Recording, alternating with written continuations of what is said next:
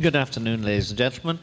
Welcome to the Danube Institute and to this discussion of Germany between the elections and the new government. Is it a case of encore, the same again, or is it a case of new casting and new issues? I will not attempt to answer these questions myself. I have a distinguished panel of 3 experts who will do so, after which we will throw open the question to the floor. Before we do, I just want to make 2 brief announcements. One is, of course, that this is an event organized by the Danube Institute. We've now been going for 4 years. We claim to have 3 broad attitudes which represent the views of the organization, namely, we are classical liberal in economics. I see our distinguished president of the Botany Institute, which is our parent institute, has arrived. You also held other important positions like that of foreign minister, so welcome to our event today. But I just wanted to say that we stand for classical liberalism in economics, conservatism in culture, and Atlanticism in foreign policy. But above all, we stand for debate. Debate, argument, and discussion. One of the problems, it seems to us, has been in the past that there's been so much partisanship in Central Europe because there hasn't been enough debate. And we want to get debate which brings people together in one sense while separating them as well. So welcome to our conference. Secondly, the second announcement is at the end of this, at the end of the discussion, we're going to be throwing a small party. This will not be the Danube Institute's party. It's the food and the drink will be provided by Total Consulting Incorporated, which happens to be my wife's company, and it's marking the fact that tomorrow is the beginning of Lent. So we thought it was reasonable on Fat Tuesday for people to have something to eat and drink. So that's at the end of the discussion. I want to also say that this particular conference is really the brainchild of my colleague, the director of the Institute, Noémie Kuranyi. I want to thank her for the work she's done for it, and to say that I hope that she will herself be involved in the discussion as we go along. So thank you, Noémie. Now, I've already said the topic of the conference, and since I have 3 experts here who know more about it than I do, I'm going to invite them each to begin with a speech of anything between 10 to 15 minutes before we throw open the discussion to the floor. So first of all, I'm going to ask Gergely Prulé, currently the General Director of the Petofi Literary Museum, but he, among other things, is married to Noémie, but in addition, he is has had a distinguished career in diplomacy, in the arts, in politics, and in the bureaucracy. You will see in the program some of the positions he's held, but his main field of research is the social, political development and international relations of the German-speaking countries. So he is well suited to introduce the topic, and I look forward very much to what he has to say. Gergely.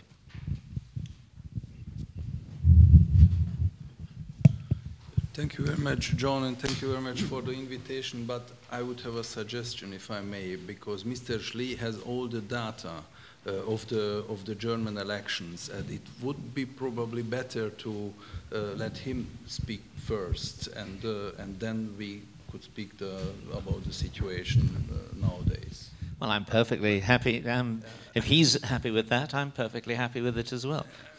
So, in this case, sorry. As a diplomat, you have always accommodate yourself with new situations, and so. Well, Professor Schlie, I mean, again, you have a distinguished career in diplomacy and academic aspects of diplomacy as well.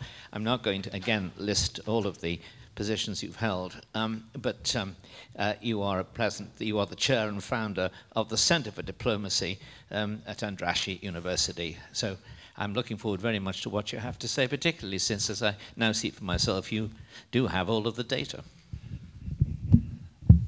John, thank you very much for the kind introduction. I wanted to start and say that I'm sandwiched between a former Hungarian ambassador to Germany and a rising star from the analytical scene and close observers of Germany. As still a career diplomat and an academic, my background is history, so we historians tend to look at history in longer perspectives than in 2-month reaction. I'm tempted, first of all, to recall Chatham House rules, and secondly, to say that nothing is as difficult as making predictions. Mark Twain is famous for his quote. He said, "Never make predictions, especially about the future." However, since Adam and Eve left paradise, we live in an age of transition. And if you look at the current situation in Germany, the state of limbo is still ongoing. We have thankfully printed out the results of the German elections, which led, you have it in front of you, is the printout. When you look at the current composition of the German Bundestag, you see, first of all, 2 phenomena which are new. The first is the number of parties present in the German Bundestag. We have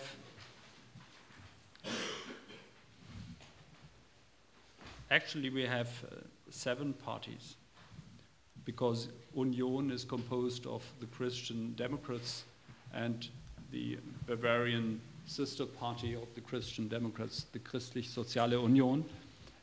These are 2 parties which form one parliamentary group.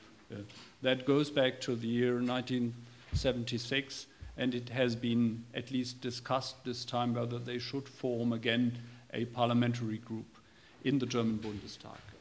So the outcome, and that's one of the explanations why we are currently in such a difficult situation, is that coalition government, and apart from one singular phase in the 1950s under the chairmanship of Konrad Adenauer, we had coalition governments in the German Bundestag since 1949.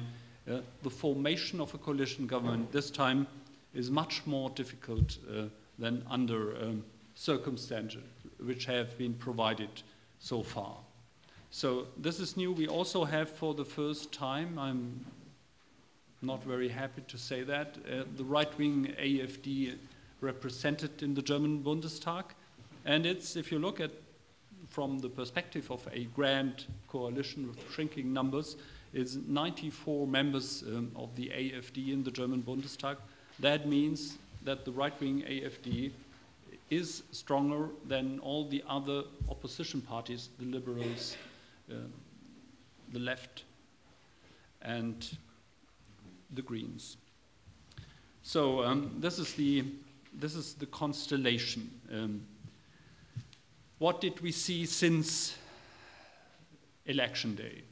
We saw the failure of a formation of a Jamaica coalition. That means they not even started the negotiations, so it was an unsuccessful attempt to bring together the Christian Democrats, the Green Party, and the Liberals in one government. We could go into the details why it came that way. There are several reasons. As always in history, there's not only one singular factor which caused that breakdown. And we had now at least the situation where Christian Democrats and Social Democrats agreed upon a so-called coalition treaty. The coalition treaty has the handwriting more or less 70% of the Social Democrats. And Chancellor Angela Merkel most recently said that she gave up several positions, but she did that with the clear intention that she wanted to form a government. There is another alternative to which I will come in a minute. It's the perspective of a minority government. That brings us to some aspects of our basic law, but I will come back to that in a minute. So Angela Merkel has given up several positions, but it's at the very moment it's not clear whether the Social Democrats will give their stamp of approval to that coalition government, because they will ask their party members, and so far the signature of the coalition treaty has led to a state of chaos or turmoil within the Social Democratic Party. Martin Schulz, the rising star of the Social Democrats, we all should recall that he has been elected with 100% last year. He has now faded away and left already the political stage.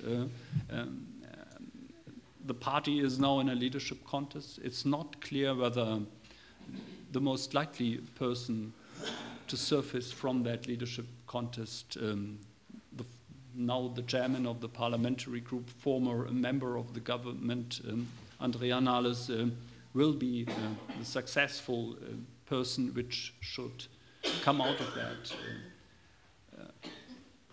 party contest. And when you look at the discussions within the Social Democrats, I think the party suffers from several tendencies. There is a tendency, a widespread feeling that they should leave government and not serve under Angela Merkel. For the first time, Angela Merkel is facing a starting discussion within her own party, the Christian Democrats. And for the first time, articles appear in German media which imagine a post-Merkel Germany. So it was a tactical retreat, and the government, which is doomed to be weaker and perhaps the most unstable Germany has ever had in decades, is the more likely scenario. I call it scenario A. It's a grand coalition with shrinking numbers, with tactical compromises. The Social Democrats are, I mentioned that, are in the middle of an existential crisis, and they have large fractions within the party.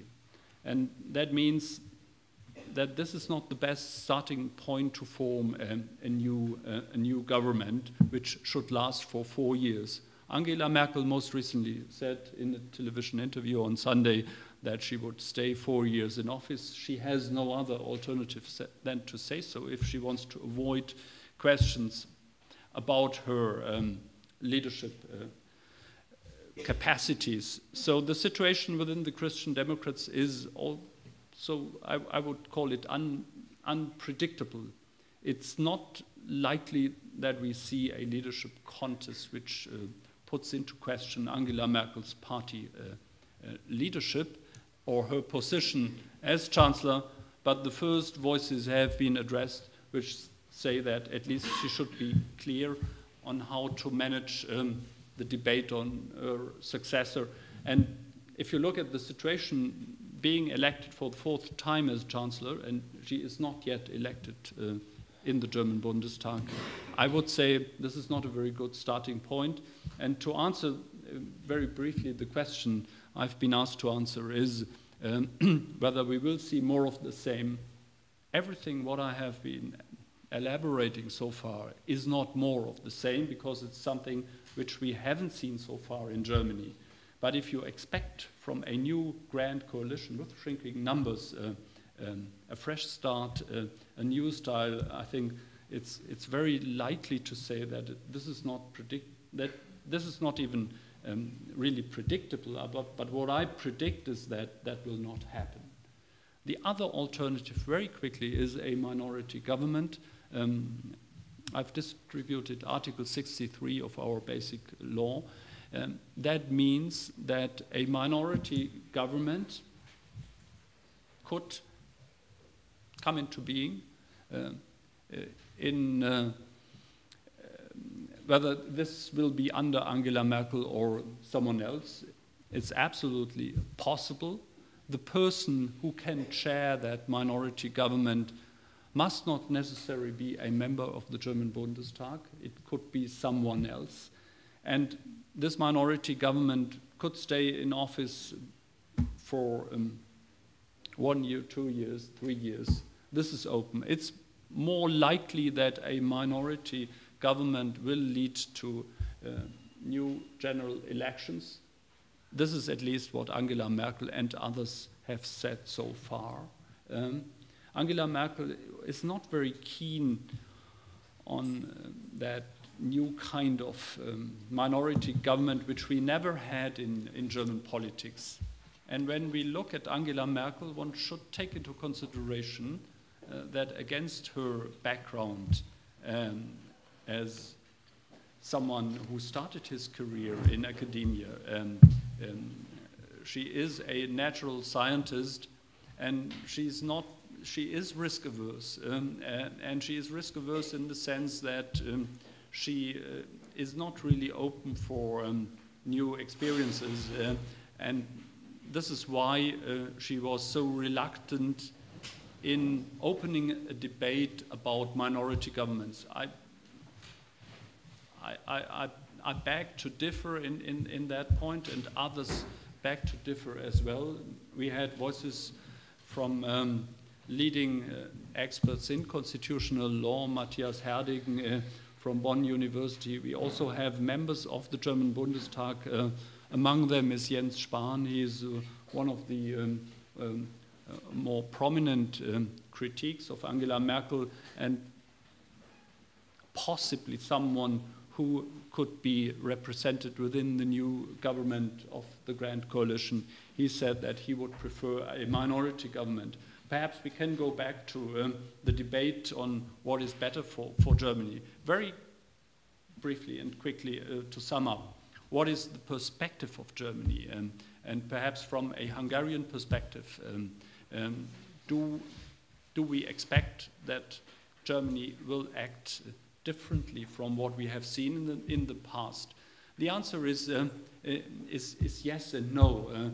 Not in the sense that there will be a new approach to general politics, especially in foreign and security policy, which is not very high in the coalition treaty. So if you look at the positions in foreign and security policy, they are closer to the Social Democrats than to the Christian Democrats. And we see that in a variety of political fields. We see that when we look at labor policy, when we look at finance and economy. And I think this is everything what can be said about that coalition treaty that is more of the vision of the Social Democrats than we ever have had in a coalition government. And this is remarkable because when you look at the sheer numbers, you see that the Social Democrats are fading away, and they are now, they not even have 20% at the moment in the polls. So they are roughly about 17 or 18%. So the perspective is not very gloomy. And I think, and this is the good news, one should always end with the good news and a good perspective. The first remark is that under the provisions of the German constitution, there is no reason to be afraid of instabilities. There will be a government, I can assure you, and there will be at least an acting government. And we are not going to have, if I may say that under Chatham House rules, Italian, a scenario comparable to Italian domestic policy. So Germany will remain Germany and act as on the international stage. The more interesting side of the prediction is what will happen to the party system. The party system is in deep turmoil and crisis. I expect that both the Christian Democrats and the Social Democrats will not gain but lose. electorate. My fear is that the right-wing party, AfD, will stay on the scene for quite a long period, and they are about to take profit from the current situation. The liberals might take profit from the weakness of the Christian Democrats, and the lefts might take profit from the ongoing discussions in the Social Democrats. I don't expect that with the new chairman of the party, whether be it Andrea Nahles or someone else, all the discussions within the Social Democrats will come to a close. So there will be many things to write home about, to report, and I can assure that if Tamás Molnár is the next speaker, he will have enough to do within the next 6 or 8 months. So Germany is still something which can be debated. Thanks. Well, thank you very much. I should just say about Chatham House rules, we are of course recording this and hoping to put it on the internet. I should say, I should say in addition, however, that my experience of Italian politicians is that they say much more much stronger things about the nature of Italian politics than you just did. I think it doesn't really come into the offensive category. I think beginning with Mussolini, who said that it wasn't difficult to govern Italians, it was simply futile. But anyway, so perhaps we can go on. Before I move on to another speaker, perhaps I could just ask one question. And this is something which has mystified me, which is that the failure of the Jamaica coalition arose largely from the fact that the Free Democrats walked out of the discussions. And the Free Democrats said they did so because they felt that they were being offered almost nothing in the negotiations from Mrs. Merkel, and they felt burned by the experience of being in coalition with her last time, when, of course, they didn't even reach in the following election, they did not even reach the 5% threshold. So my question is, what do we think is the likely future for the Free Democrats if they're going to be one of the two major opposition parties? Well, after the failure of Jamaica, the Free Democrats, the liberals, have been accused very harshly that they have made a tremendous political mistake. I'm not so sure in the long run. When you look at the current mess which we have in German politics, the liberals might take profit from that. And Lindner, he is the strong man of the liberals, undoubtedly. He will make sure that all those dissatisfied with the current CDU government and with Angela Merkel in person, they will give their vote to the liberals. The funny thing about the so-called Jamaica negotiation is that they never started real negotiations. They not even were successful in starting negotiations. And I think this, in my view, and that's my personal view, is only the result of a tactical mistake, how the process was handled. But that's absolutely my personal view on that. Do you differ? Do you want to come in on that? No, please. Well, no, I think what we'll now do is move on to the next question, and we'll, of course, have a very vigorous debate on this and other questions later. Perhaps I can now turn, Gergely, to you. I've already introduced you, so go at it. So thank you very much, John, and thank you very much for the good news, Dr. Schlie, that Germany remains Germany, and one Germany is also very important. And I think we have to go back a little bit and to ask for or to find an answer how the results of this election came that way. And first, which is sometimes interestingly a new information in Hungary, that the German political system is a very special one. The federal construction is very much interested to be much more balanced than, for instance, the Hungarian political system. So conflicts are not really welcomed in the German system, and this balanced political culture is, from my point of view, one of the main reasons for that, the political parties lost their profile in the last couple of years. So, and for, I think the phenomenon Angela Merkel is not just because her background as a scientist, but also because of the nature of the German political culture. Someone who is very much, who is thinking much more in real issues, in projects, and not in political ideologies, it's much more welcome in the German system and in the German society than a real politician from each or the other side. So, I mean, this federal system is very much interested to have and to keep this balance.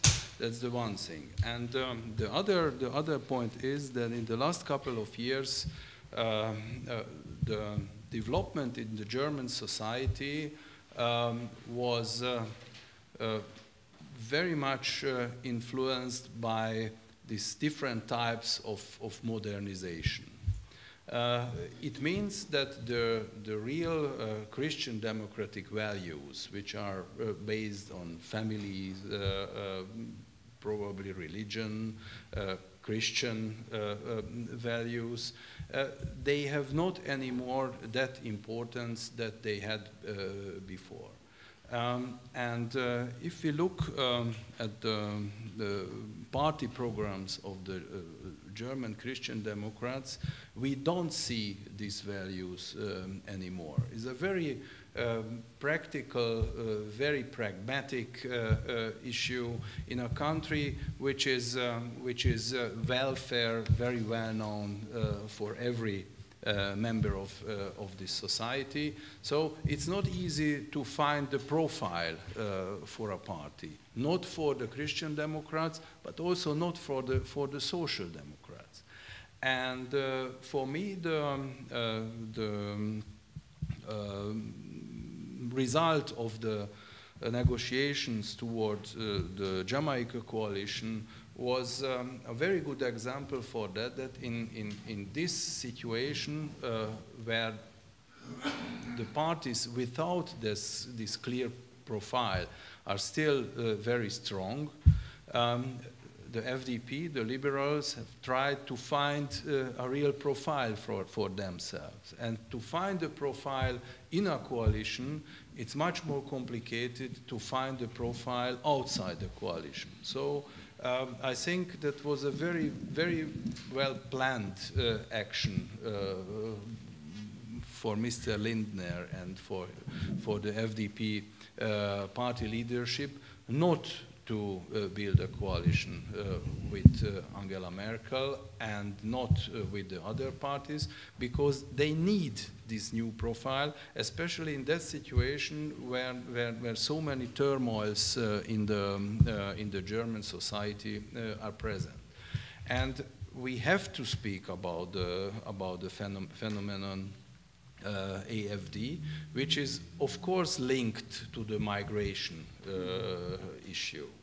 And it makes the Hungarian perspective so interesting, because it was for me a very sad experience in the Chancellor debate between Angela Merkel and Martin Schulz, that Hungary was mentioned not less than 8 times, ladies and gentlemen, in a negative context.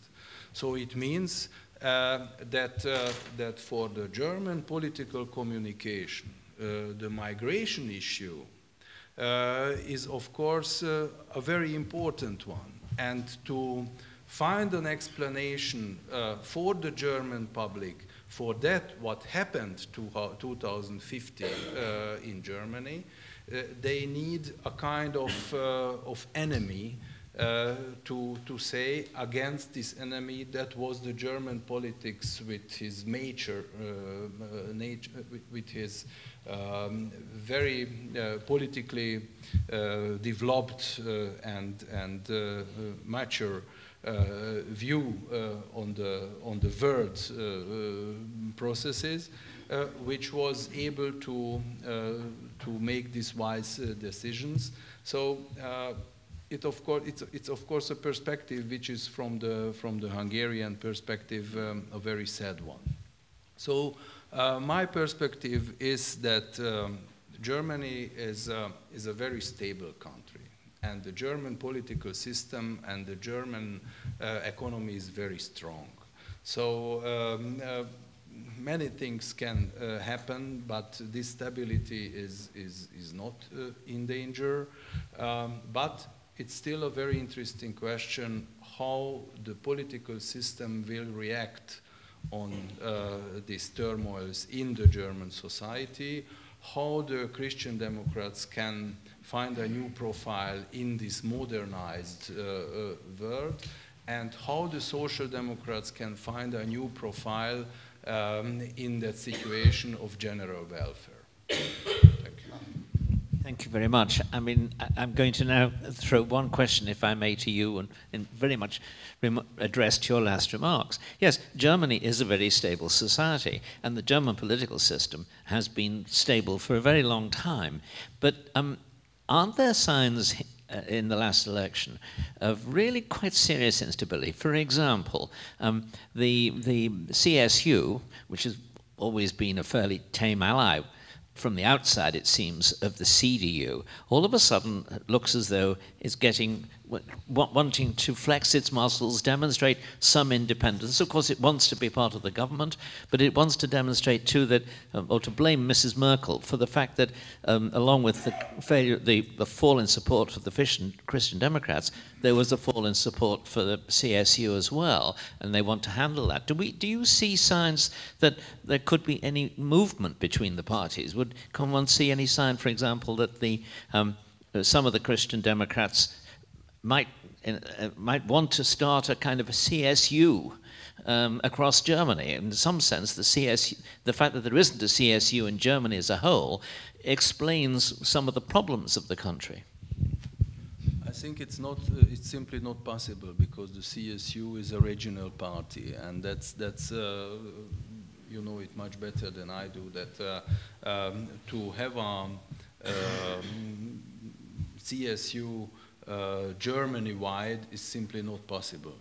So there were some experiments towards that, but I mean it's much more possible that there will be probably a change, and that was a remark of in an interview of Angela Merkel, that this concentration on traditional values, this to renew the party, to be more careful with the ideas of modernization, that can be a gesture towards the CSU. But we shouldn't forget that the CSU lost almost 10% by the election, and I think it's a very, very clear sign that to be consequent is one of the most important things in nowadays politics.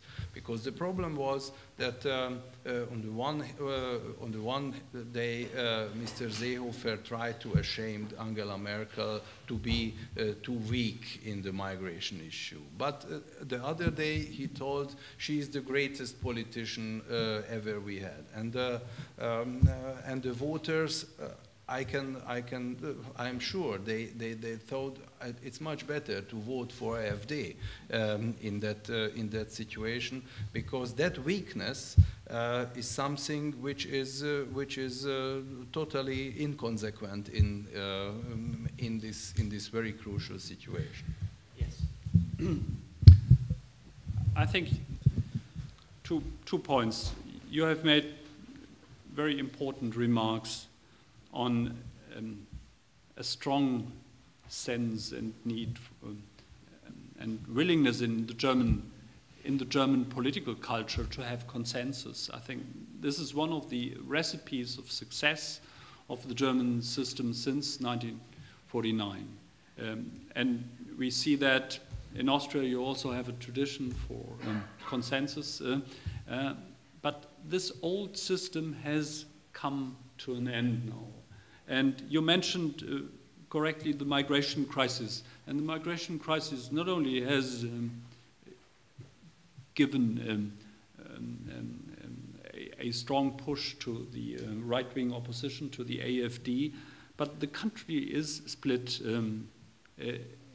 in a way. I've never seen the Federal Republic of Germany split up, and this split and this dissatisfaction, which is a rising phenomenon, is a threat to stability and a tendency to have a compromise. Your remarks about the CSU are quite to the point. There are some weaknesses within which stem from a lack of courage and also from a lack of consistency, I put it in a diplomatic way. But if the CSU had decided to be present in all over the Federal Republic, I would not be surprised if they had nearly 20%. But these 20% would mean 10% less for AfD and 10% less for the Christian Democrats. So, but this is pure speculation for the moment. This is not likely to happen. They still have one parliamentary group in the German Bundestag, and I don't see a movement that the CSU, that the CDU and CSU will split up. So the question, which brings me back to a prediction for the future, is what does that dissatisfaction with party politics mean for the future of the German party system? And which are the coalitions which we will see are the most likely coalition? We do see some coalitions in the Länder where you have Social Democrats, the Green Party, and the Left Party. The question is that an alternative for the Federal Republic? Undoubtedly, in the time of Angela Merkel, she is chairman of the party since the year 2000. The Christian Democrats have lost some of their former ingredients. And although Helmut Kohl and Konrad Adenauer had also that tendency towards compromise, I think the image and the public image, but also the way the party was ruled in the times from 1949 to the year 2000 were much clearer than they are today. You can say that this tendency has to do with the current dissolution of party affiliations. I think the whole political scenario is changing, and you see phenomena in Austria, in Italy, in the Czech Republic, and everywhere, all over Europe, where we will see more and more new parties, and the old party affiliations are fading away. And I think it's a challenge. The current situation is a challenge for the party system and how we deal with political parties. I think we cannot do without political parties. And I think this is one of the challenges we have to face. And even Hungary, the question of government and opposition and the party system is something which has to be debated in this country as well. Thank you. I take your point about political parties. They exist partly in order to put different packages of policies together that make some sort of coherent sense so that the voters have got something to choose from. Their role is, I think they are in a sense indispensable, but of course people may not feel that always. Let me now turn, if I may, to Tamas Malnar, who is the researcher at the Institute for Foreign Policy and Trade, with which, by the way, I'm glad to say we've cooperated on a number of occasions, and we look forward to doing so in future. And and of course, has already been referred to by Professor Schlie, a rising young expert on German politics, but also on the politics, I think, of all the Teutonic nations or Middle Europa. So, it's great pleasure. I turn to you and ask you for your remarks. Mr. O'Sullivan, thank you for the kind words. Danube Institution, thank you for the invitation. It's, can you hear me? Yeah, okay. It's an honor to be here in such a distinguished noble circle. I'm going to talk about two main points and some final remarks at the end. First, about the long road to the possible, assumable third grand coalition under Chancellor Merkel, and then some actual challenges. If we take a look on German domestic political situation, which to some may look quite chaotic, we can state that everything was way more easier in the old times. In general, at German elections, after the results pop up on the screen following the election, we all know what kind of coalition we are going to have and what kind of coalition will run the country in the next 4 years. By the last election, 2017, this was clearly not the case. The two big people parties, the Conservative Union and the Social Democrats, as we already heard from Professor Schlie, got 14% less of votes in compared with the last election, 2013. Further, two parties are in the parliament, one on the far right and one on the far left, the AfD and the left, the so-called Linke, with a combined result of 20%, with whom any coalition is impossible and will remain, in my point of view, impossible in the future. The coalition talks of Jamaica Alliance failed due to particular interest of the Liberals. I think it was more of a party strategy of Mr. Lindner, and what he mentioned, that there was a lack of positive atmosphere, I think it was more like an excuse than a real explanation. I think he wanted to reinvent the party in his own kind of way. He's making a one-man show in the last 2 or 3 years. So I think he just wanted to reshape the party to his own face. So after this failed negotiation attempt, because they were not real negotiations, Chancellor Merkel left with no more option but to turn back to the good old partner, to the Social Democrats. Considering the reluctance of the SPD leadership, just think about Martin Schulz's statement following the election that he is not going to lead his party to a third grand coalition under Chancellor Merkel. He stated also that he's not going to be a minister in the possible new grand coalition. I think it's sort of a miracle that the big people parties managed to draft a coalition treaty at all. Many commentators and analysts complained about the lack of vision and about the lack of mood between the future possible coalition partners during the negotiation phase. But if you think about it, that initially one of the parties did not want to govern with the other one, it is the Conservative Union Party, and the other one did not want to govern at all. I believe we should not wonder about the lack of vision and passion.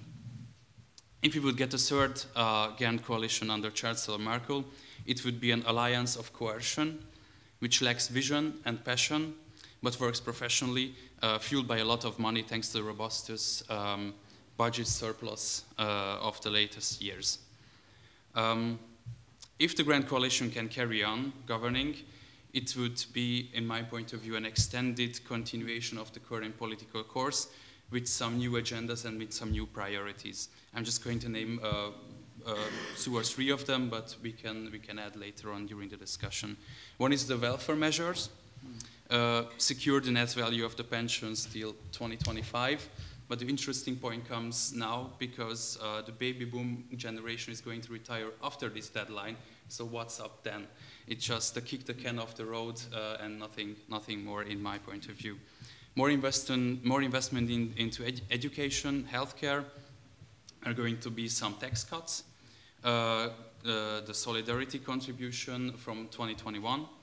One important capital of the coalition treaty is the first one, the Europe, Capital Europe.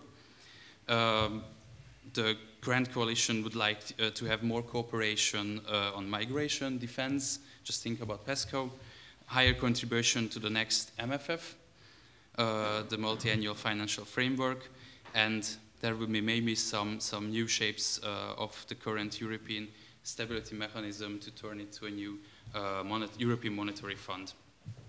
Question marks remain, although what's about the future of the bank union? How about the separate parliament, the separate budget, and the separate financial minister to the Eurozone, which was in the plans of French President Emmanuel Macron? So I would say the document is really vague on several issues. It lacks concrete steps and concrete sentences. So we will see what comes. But in my understanding, the coalition treaty can be evaluated as an aim to neutralize the challenges which are posed by the radical populists on the right wing, on the AfD. More state-led investment, more investment into education, and more control in immigration and refugee politics. This would be the answer of the possible third grand coalition to the rise of the AfD. Now about some actual challenges, which is the second point. In the SPD, the Social Democrats, we faced with some turbulent times. The document is on the table, the coalition treaty, but the job is not finished yet, as the party members have to approve the document, but it is very hard to predict the outcome of the membership vote. Just consider that only in this year 24,000 people entered into the party, and the vast majority of them are because of the successful campaign of the leader of the Young Socialists, Kevin Kühnert, and who is against the whole deal. He doesn't want a grand coalition, no GroKo, it's the name of his campaign.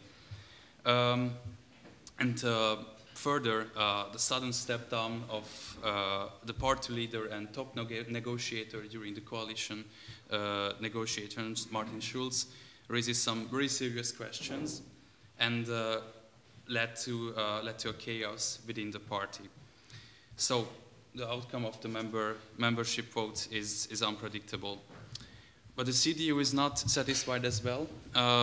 We see lots of people moaning in the conservative camp because as a result of the coalition poker, Chancellor Merkel sort of gave away two very serious ministries, the finance and the interior. The finance ministry is well, the Foreign Office was in SPD hand in the last 4 years as well. So, but there's no rule for that. I'm just talking about the two ministries which owned by the union parties in the previous phase. Yeah, but the Foreign Ministry as well. Yeah, Ministry of Finance. I think that's the big cut, and that's the harsh one. But anyone who assumes that possible future German Minister of Finance, former Mayor of Hamburg, Olaf Scholz, is going to act like sort of, I don't know, Teutonic Varoufakis with a lot of social benefits and higher tax, I think doesn't know how Olaf Scholz thinks. He's more like in the right wing of the party with a he's in favor of solid finances and not very famous of giving away the money. And of course, go back to the CDU, the question of the Merkel legacy and the selection of the successor will define the upcoming years. But at least we have a satisfied third party, the Bavarians, the CSU, who they were able to make really, how should I say,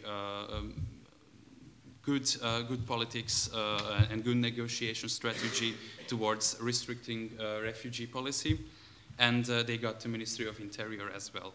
So at least they are satisfied. So, coming to my final remarks, normally the precondition of a stable government is that the Chancellery and the Ministry of Finance is led by the same party, which is not going to be the case.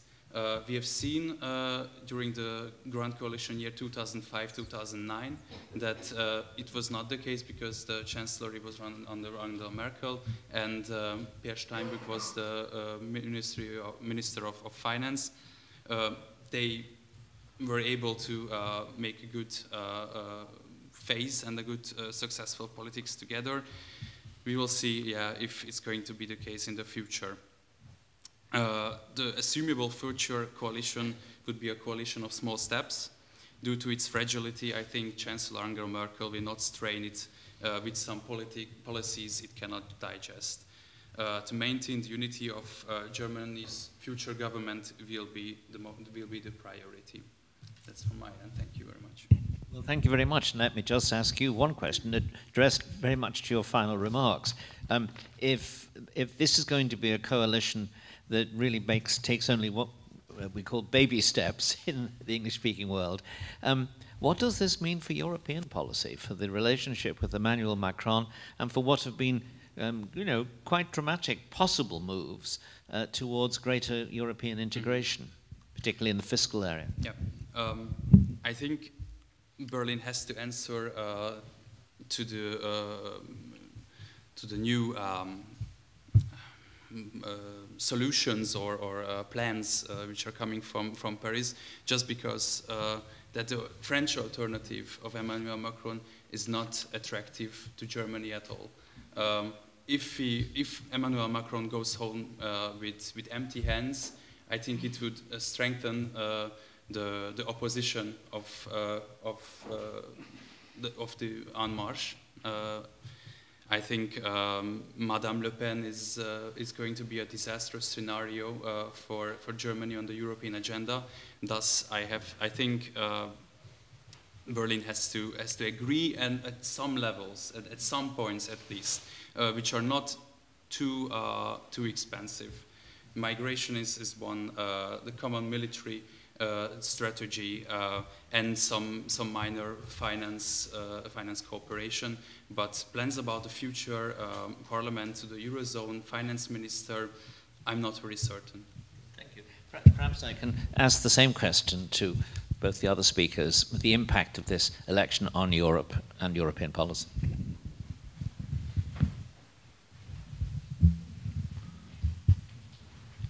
A weak chancellor and a weak government is not good to make big plans. And I mean, in that possible cooperation with France and the reaction on Macron's plans will be not as generous as it was probably predicted by some analysts.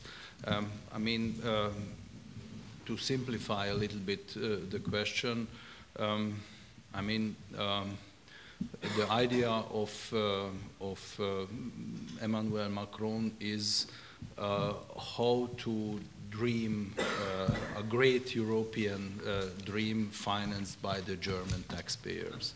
And the German taxpayers will be not ready to finance the dreams of Emmanuel Macron. And I think it's more and more clear for the German politicians too. So if you look at the question from a French perspective, from a French angle, I think it's quite obvious and pretty clear that Emmanuel Macron has his mission, and this is a French mission. It's also very good that his aim is very clear, that he wants to bring Europe forward, closer together, and overcome the current difficulties and splits. I think Franco-German cooperation has never been in the past cooperation under the terms ruled out by one partner. By the way, we see that now when we look at the current state of the Social Democrats, after having imposed so many hard nuts on the other side, this is never a good starting point for a flourishing partnership. I need not recall Trianon or Versailles. We all see what happened after some kind of Diktatfrieden. So coming back to the Franco-German partnership, I think there is no alternative to that. And it's, I'm fully in line with what has been said so far, that Germany has now bring something to the table. We are not quite clear on our answer, so that we have to think about that and also negotiate between Social Democrats and Christian Democrats. But I would be pretty sure that there will be a consistent and forward-looking answer to that. I don't see an alternative to Franco-German cooperation when we will have to overcome all the difficulties in Europe. And I see so when we look at the situation in the Balkans, when we look at the situation in Turkey, when we look at the current crisis in Russia, Ukraine, all the challenges, I think we cannot afford the current weak state of Europe. Also, we need Hungary, and we need your leadership in the region. And I think we should take that, the current challenge, as a fresh starting point for bringing together the forces which are forward-oriented and which are aiming at overcoming the current situations. I think the current weakness of the European Union and the state of Europe cannot be afforded. Do you want to add anything to that? Yes. Yeah, thank you. So I totally agree with that, and that's not the question. But and it's of course the only one.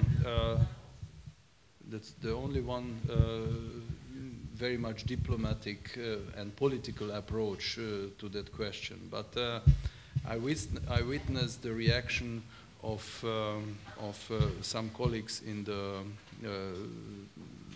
German finance ministry just after the great speech of Emmanuel Macron, and that was not so much enthusiastic.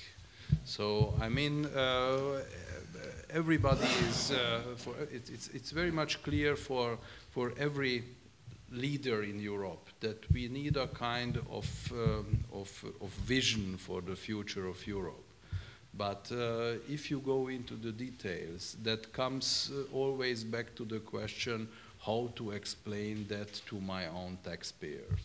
And it makes visions sometimes more realistic and less visionary. Now go ahead. If I may say, we should not leave the fate of Europe in the hands of pettifogging civil servants in Brussels or in national capitals. Okay. And when you look at the ingredients of political leadership is always composed of the capacity to overcome difficulties and to overcome opposition. The Franco-German Treaty, the Élysée Treaty of the 22nd of January 1963 has led to a fierce debate in the German Bundestag. And after some time, a preamble was imposed to that treaty by, if I may say, some tendencies in the German Bundestag. And Adenauer and de Gaulle were deeply dissatisfied with that situation. De Gaulle even made his famous statement about the longevity of treaties. So I think we should take that as an incentive, and we should take these voices which you correctly recall as an incentive to overcome and to move forward. Gentlemen, I couldn't help but notice, particularly, Professor, when you were listing all of the problems that Europe needs to solve, that there was one word which wasn't mentioned by any of you, and that word, and once upon a time it would have been the first or second word you said, and that was America.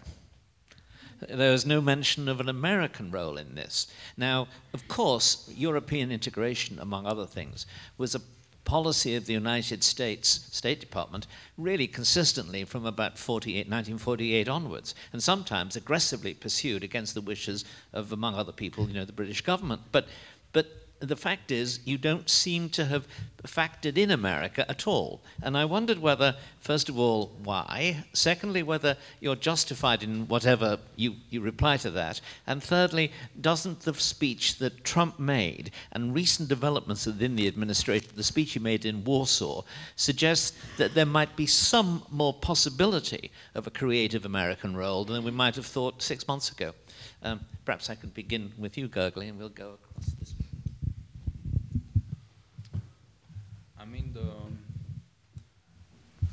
The problem Trump is caused by the Bavarian state administration 130 years ago. You know the story, that the grandfather of Donald Trump went first to the United States, and then he wanted to come back to Bavaria, but it was refused to accept him, so he had to go back to the United States. So that's the short story of the family Trump in the United States. I think the US politics and the American behavior gives more self-consciousness for European politics. And it's not bad. On the other hand, I think for the American political system, the key relation Europe remains still very much important. So it's of course a problem. Brexit is a very important issue in that, because it will be a missing link. But still, I think the transatlantic orientation of the European leaders and this permanent interests of the US to be present in Europe and to maintain this cultural and political link to the European powers, it remains still very much important. Thank you. There is a debate on the future role of the United States. Our current Foreign Secretary, Sigmar Gabriel, most recently made a statement. He called for Germany to reconceive its strategic posture, as we can no longer rely on American leadership. I wouldn't go as far as that. I think we desperately need strong United States of America, and I understand the American impatience with us Europeans, and it's my firm conviction that Europe can only have a bright future when Europe and America are working closely together. That has many aspects of security. If you look at the current debate on NATO's future and on PESCO and other issues. But I think that also means that we Europeans have to bring more to the table, and to bring more to the table means more bang for the buck, and that we have to have our acts together. But German-American relations, I think Germany is facing with something she hasn't done during the Second World War. Namely, it needs an American strategy. I think it's the first time that Europe and Germany, you can't hear me? Yeah, it's better? Okay. Germany has to come up with a US strategy. But I think we should look under the surface of the world of tweets and look at the tendencies and on the strategies of coming from Washington, from the Pentagon, for instance. That America is strengthening the eastern flank of the NATO. I think it's really it's a commitment which is undoubted. Further, the United States is the #1 export partners of Germany. So I think any question about to cut the transatlantic ties just doesn't lead anywhere. We have to discuss about our further role in the transatlantic relations. And I think not only the German taxpayers and the German politics in general, but in Europe as well. Within the NATO, we have to discuss our contribution to about 2%, because it's really a harsh point of President Trump, and it's a just point. It's another dilemma, yeah, how democracies are not willing to spend on defense, in general. If they were just way too how should I say, way too comfortable with the U.S. guaranteed securities after the Second World War. Now we have to open our purses. Oh, wallets. Yes. Yeah. Thank you very much. Now let me throw open the questions to the floor. Yes, the gentleman right at the back. Nicholas Parsons. I don't belong to any organisation whatsoever. I listened with great interest and respect to the contributions from the speakers, and I was thinking as they were speaking that there was quietly an elephant in the room that threatened to break the furniture, burst the windows, and possibly trample over the august audience. And the elephant is the AfD. The AfD is now the third largest party in the Bundestag, and the policy of what the Germans call Ausgrenzen has been tried before. It was tried in Austria over a number of years, and as we all know, it has failed. And it seems to me quite simply so that the reason for the limbo state of the negotiation and everything is simply that nobody will admit the possibility or the allowability of forming the natural government that would otherwise be formed, which is a coalition between probably the Union and the AfD. We actually have such a coalition in Austria, where I live, and because they've finally overcome the taboo on it.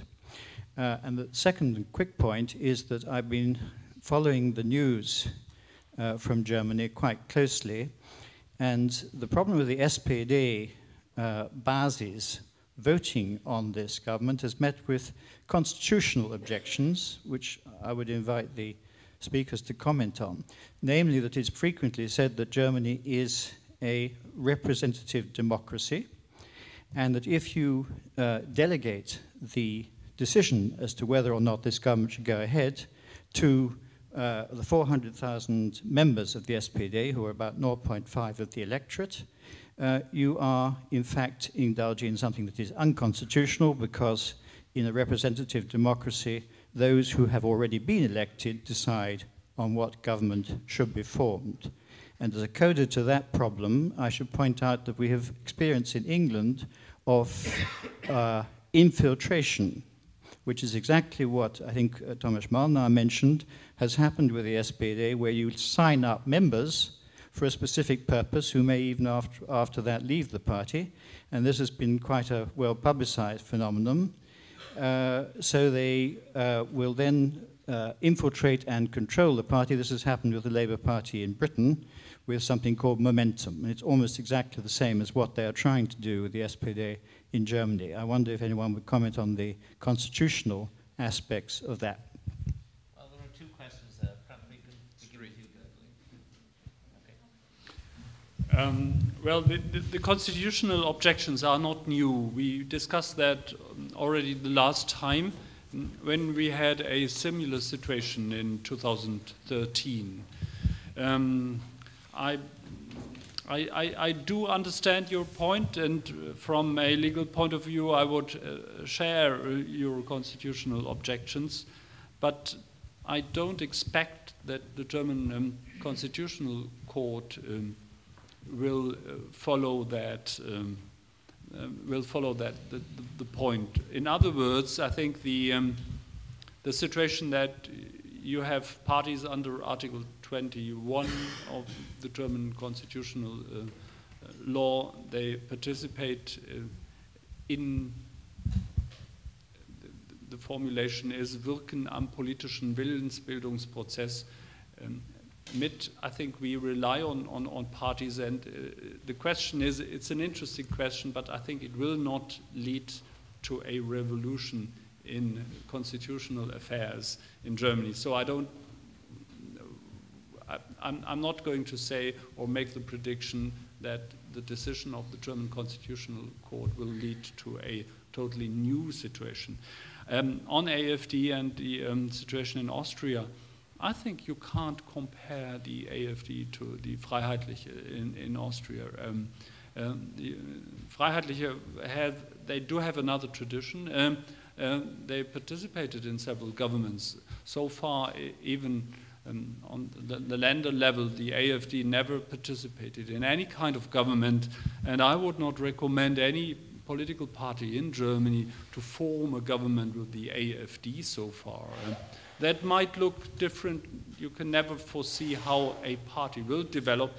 We had several experiences with radical parties from the right, Die Republikaner in the 1980s, and even some other parties before that period. And after some period of time, they faded away. I don't expect the same phenomenon this time, because the AfD takes profit from what we have discussed so far, from dissatisfaction and from shifts in the party system.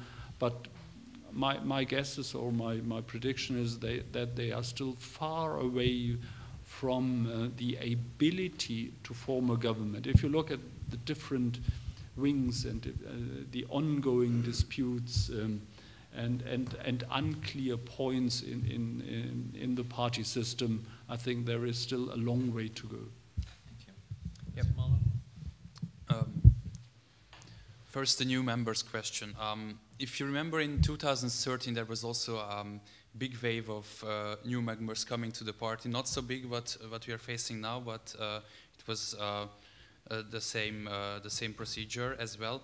And if you just look at the records, 90% of them are still in the party. So I do understand that some politics of the Young Socialists, they also had a campaign slogan with a 10 against the Grand Coalition. It means like the 10 is the 10 euro mark. 10 euro, it's the contribution for 2 months. So if you pay the 10 euro, then you can go out and then vote against the Grand Coalition.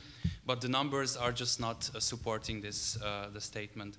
On the constitutional problems, I'm not a legal expert, but as far as I'm concerned, Karlsruhe already gave the green line to the SPD vote and gave the green light in 4 years before as well.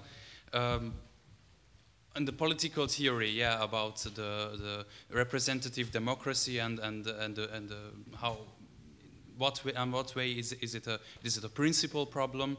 I understand the point. That's how the SPD ticks.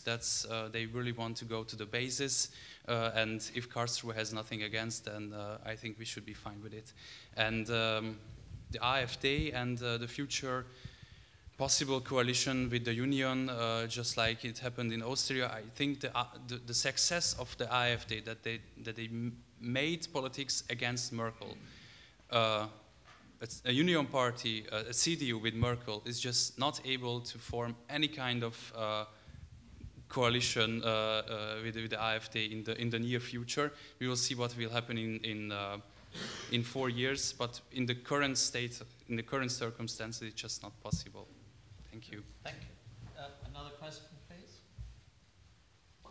Yes, gentleman here. Yeah, thank you. My name is Anders Ticani, and thank you, John, for bringing up the issue of transatlantic relationship. Exactly, I wanted to ask the panelists about that. I remember when the core of diplomats in the State Department dealing with European issues were German speakers, so that they spoke Old German or Russian. Now, that great generation of American diplomats who actually worked around the unification of Germany is leaving us. It's not a career path anymore in the US to deal with Europe. They're dealing with the Middle East, Iran, and other hotspots around the world. So the best and brightest are missing. And I think the same is true for Germany.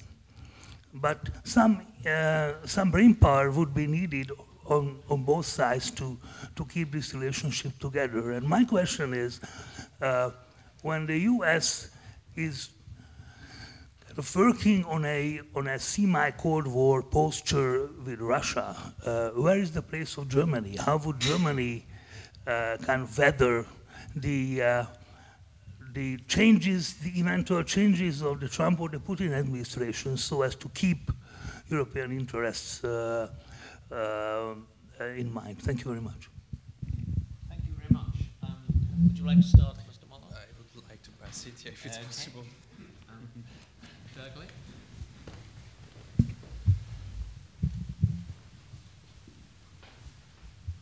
That would be a tragedy for Germany, that scenario, because the German-Russian relations are so strong, and the German economic interests in Russia are so strong that that kind of political conflict, that would be a big problem for the German economy.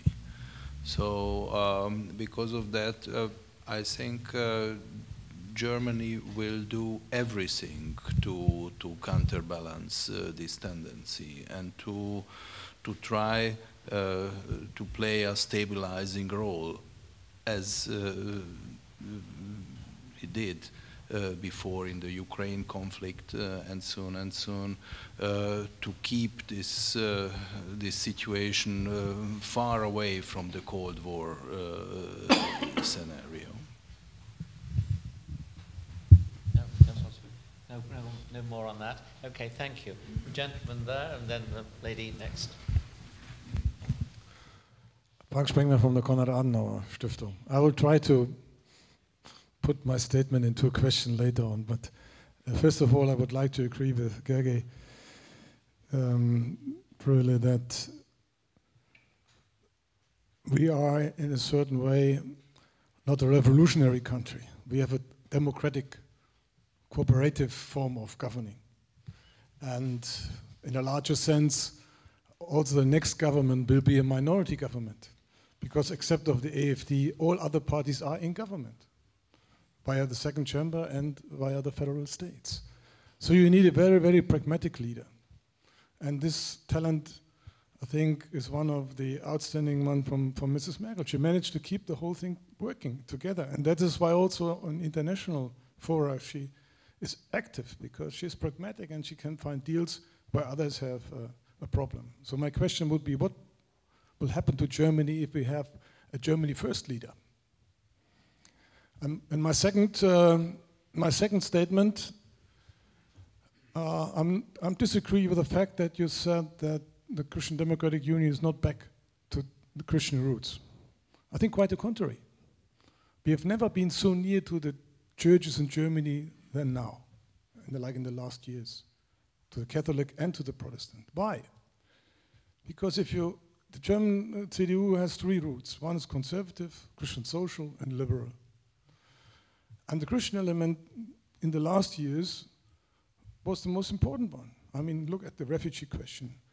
There's no other country who's given so much aid like Germany, and so on and so on. The end of conscription army, and can tell you a lot of other issues which become very near to the Christian demands in our society.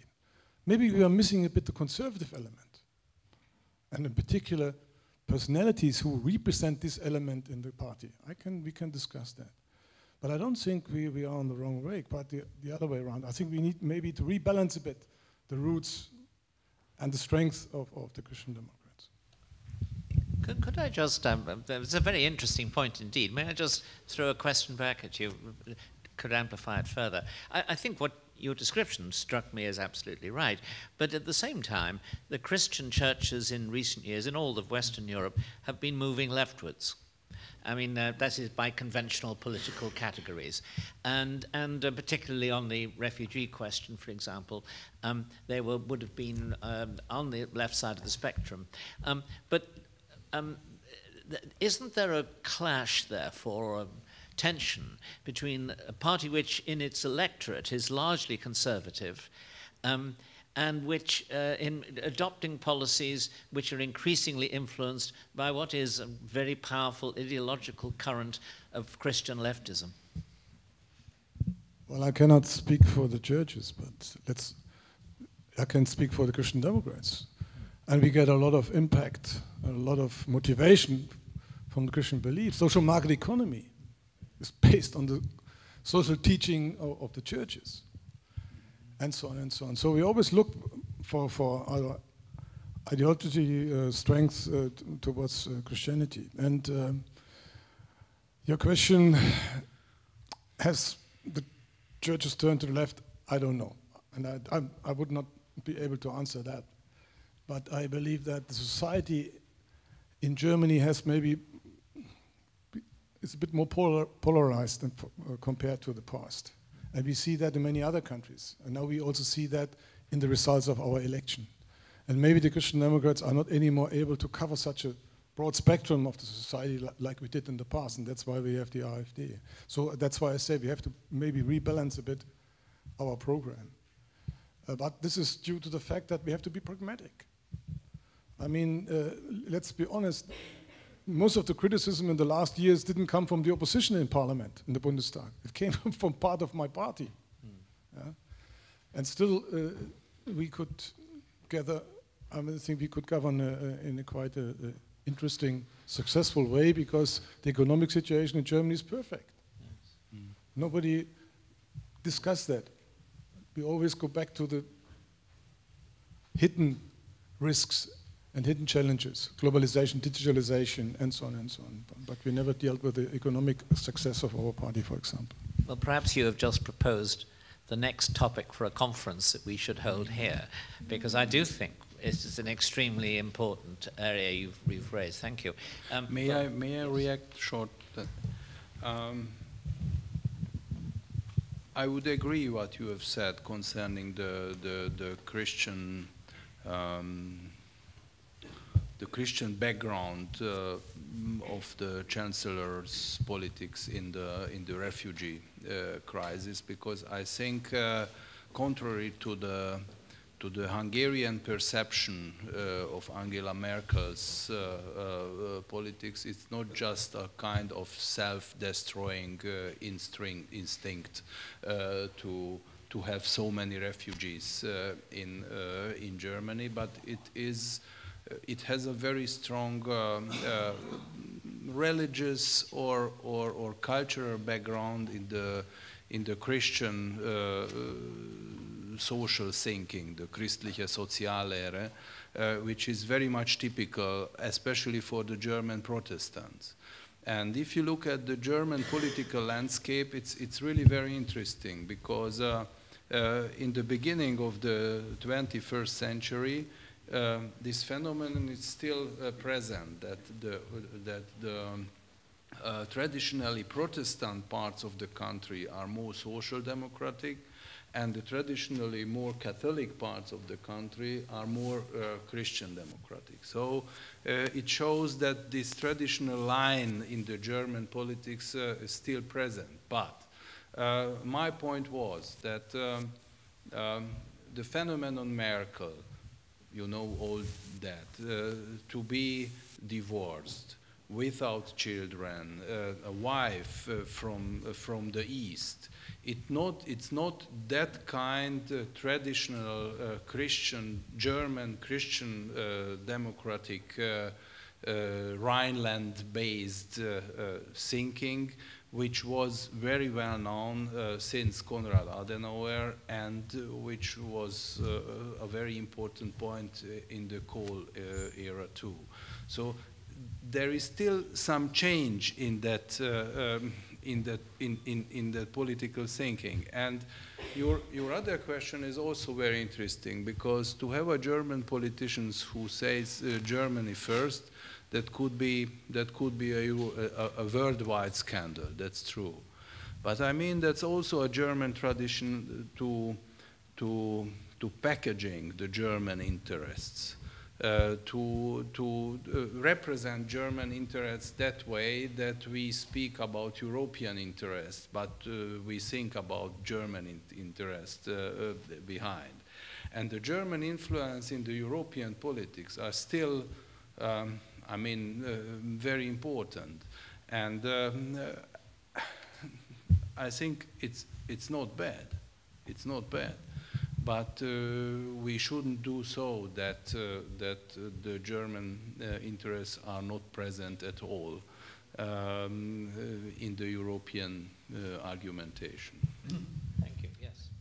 If I may, one quick remark. I think the last part of the discussion is a fascinating part, and it clearly shows the dilemma in which we find ourselves. What has been debated so far is what is at stake and what the expectations are. The question is, and that brings me to the current mess of the party system, is that political leadership, political parliaments, political parties cannot satisfy and give answers to all the questions which we discuss. And these questions stem from the current stage of globalization. We have to find answers. And even the question addressed on the transatlantic relationship has to be seen against that background. So if you can't give the right answers to the problems, then the piece of advice is lower your expectations. And I think the mismatch between expectations and what political leadership, parliamentary systems can do in giving response to the challenges is one of the reasons why we find ourselves in such a deep mess. Then the question of the, which has been addressed by Frank Spengler, of the real political leader who gives answers. Yes, we know the type, Erdogan, even Putin. This is the model, but it's not the solution if you look at the current mess in Turkey. And when you look at the future prospects of Turkey, then Turkish economy is in decline, and I think they will see much more problems in the future. We Germans have had our experience with the dear leader, and I can assure you that there is no wish for someone who says Germany first, am deutschen Wesen soll die Welt genesen. I think we have had that experience, and it should last for the next at least 5 centuries. So even the other side can be a problem. Foreign Secretary Joschka Fischer once said, Germany has no national interest, but only European interest. I think it's good to make such a statement. The problem is that no one in Europe believes in such a statement. And then the question is, what is your hidden agenda? So the main solution is about communication, is about convictions, and it's about what I call lower your expectations. Can I just raise the name of Helmut Kohl here? Because it seems to me that on the one hand, he was pursuing very much a Western agenda and very much an agenda of an alliance agenda rather than a narrow national agenda. But he was, of course, an extremely effective leader.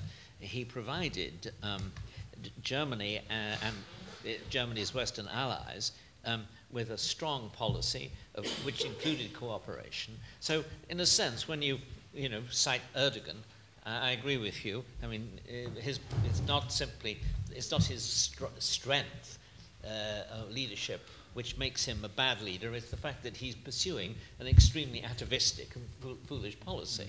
Mm-hmm. And at the same time, can you dispense entirely with strong leadership in a society which, as you said, has got a lot of people who really are very unhappy and worried about what's going to happen, and probably needs at least the comfort that there is some strong, intelligent person who will pursue a policy which protects their interests at very least. John, there was a last question by the young lady, I think. Oh, yes, we haven't got to her, yes. Thank you. I think she may not be the last questioner. Thank you so much for the interesting debate. I present myself. My name is Amani Mahrez. I'm first-year PhD student at Doctoral School of Political Science at Corvinus University of Budapest. And drawing on already the points that you mentioned on the current political situation going on in Germany now, but also looking at the past events where Angela Merkel has been a chancellor and had already 3 terms as a chancellor and going through the 4th one.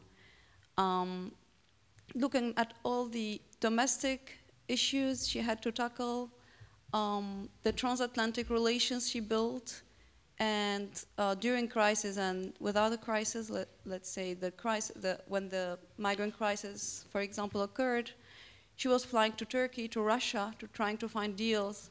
And she was addressing her people, addressing the internal party conflicts that happened between CSU, CDU, and trying to find arrangements and deals. She has been pragmatic, basically, let's say, throughout her, most of her terms, trying to find this consensus that you already mentioned. And as you said, that she, despite the turmoil, I would say she has been successful somehow in finding consensus and finding compromises and always trying to find like deals and partners to support her, whether with François Hollande before or Emmanuel Macron right now. She's, for me, she has been always the pragmatic leader. She had her own way of doing politics. Also saying that she's a Protestant, she's not from the traditional CDU. She did not have those traditional elements of the CDU party, coming from a different field, and thinking that Germany is a stable country economically, politically, and despite the turmoil, would remain a stable country, a stable people. Would you think that Germany would remain Germany without Angela Merkel, knowing that she won't have a 5th term, as she mentioned during the her last few press conferences and interviews with this political situation? Thank you. Thank you very much. Well, Gergely, let's begin this one. Yes, I think Germany will remain Germany without Angela Merkel. So Germany is more than Angela Merkel. And I think it's I can just repeat myself. It's a very stable system and very well in an economy in a very good shape. The state budget is since years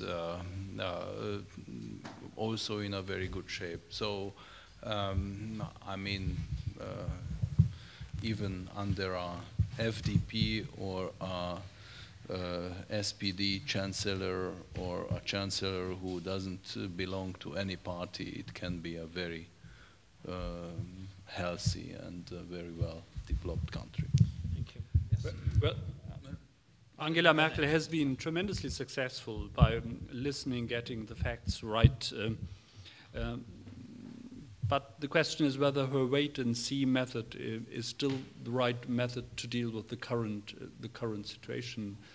But certainly, yes, Germany will remain Germany, and I think it's one of the ingredients of the parliamentary systems that you are in charge only for a certain amount of time. The question is now whether German society, German political society, the parties, the political parties, but also economy and society as a whole can deal, and I'm sure that they will deal with the current challenges we have. Couldn't agree more. Germany will be Germany, but the question is what will happen to the CDU and not to Germany in general. If we look at Merkel's character, yeah, she as a jongleur, yeah, having 5 to 6 balls in the air, and then, as you mentioned, yeah, having deals with Putin and with the American president, the French president, and on the European level as well. But the question is, yeah, this party has opened that much, yeah, more like to the left. The successor, yeah, whoever it will be, I'm not sure if they can step in Merkel's shoes on the party system. Germany will be okay, but the party, I'm not that sure. Now, another question from the floor. Thank you. My question would be, what are the implications for the relations to Hungary, the current situation in Germany, and maybe a brief outlook? Thank you. Thank you. And perhaps for the benefit of the internet audience, I should repeat what you said, that you're the Austrian ambassador to Hungary. So welcome and thank you for coming. Right, let's begin with you, if you could. Well, I mean, not in an official capacity. I think there's a lot of work to be done in the relationship between our two countries. For a diplomat or for an advisor or for everyone else, it's always a good situation when there is much on the plate. I think we should advance in spite of any turmoils in the formation of a government process. We should continue with our daily workload, and we should try to improve the relationship between our two countries. And I do have many ideas how we can bring forward the relationship. I think we strongly need Hungary, and we need a firm and substantial Hungarian contribution to the process of European integrations. And if I may put it that way, I'm not so happy about some aspects of debates in Brussels and elsewhere, and I can only say that the firm commitment of Hungary towards Europe is key, and we will work into that direction. Thank you. Yes. So first of all, I think we shall overcome this very bad times of extreme political communication. I've mentioned before this Chancellor debate, and I could quote some Hungarian declarations towards Germany, and especially to the German Chancellor, is just the surface. And it's really a phenomenon which we can explain with that extreme political communication nowadays in both countries. We have to be frank. But if we look to the roots of this relationship, if we look at the economic relations, the cultural links between the two countries, or also in some very important, not much symbolic, but still very important European issues, like the Maastricht criteria, for instance, which are important for all of us. I think there are not many countries in Europe which are in line with the German ideas concerning that. And Hungary belongs definitely to those few countries. So I think there is a big responsibility by all those who are not in the front line of politics, civil organizations, universities, probably museums, to be very clear about the strategic character of the German-Hungarian relations. And about the future government, I think it's a very good news for Hungary that Martin Schulz will not be foreign minister.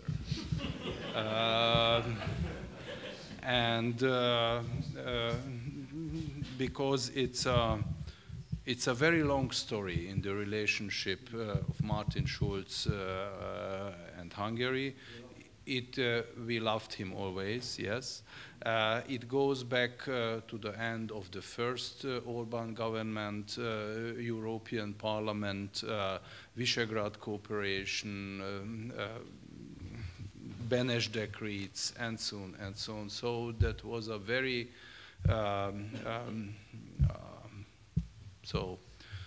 interesting relationship between Martin Schulz and Hungary, and that we will have hopefully a less ideological foreign minister in Germany. That's a very important impact for the German-Hungarian relations. Yeah, thank you. It's a really complex situation. I'm just a greenhorn compared to the gentlemen's here. But if the relations are stuck, normally there are two things that you can do. You either over-stress it or negligate it completely. I think the latter happened to the Hungarian-German relations in the last 2 to 3 years. I believe that we should put more effort on focusing on the common agendas, because there are a lot. We just heard a couple of it. And try to do something about this really problematic migration thingy. I think that would be better beneficial for everyone. And if it's somehow solved, I don't know the key to this problem, but I think that would be the solution for on the short run. Yeah. Thank you. Thank you. I think we're coming to the end. We should finish, and I'll take one more question.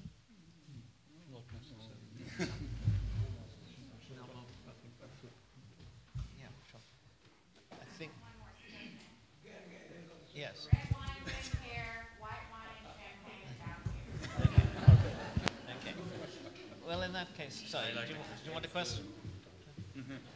No. Okay. That wasn't a question. It was an answer. Okay. Ladies and gentlemen, could I thank you on behalf, the speakers' behalf.